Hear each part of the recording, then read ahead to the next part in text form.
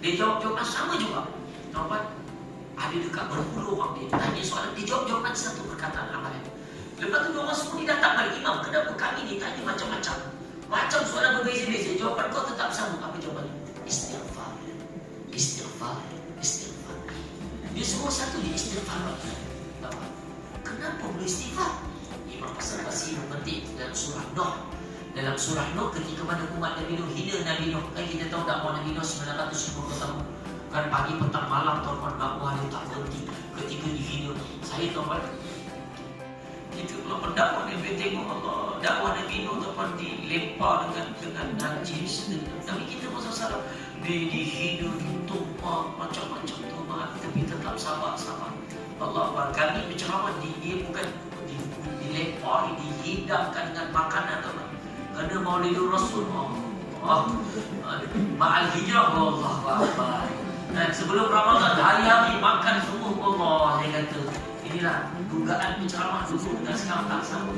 Yang berbeza, Allah Akbar. Tuan-tuan, apa kata Imam Hasan Basri? Apa kata Nabi Nuh? Faqultu astaghfiru rabbakum innahu kana ghaffara.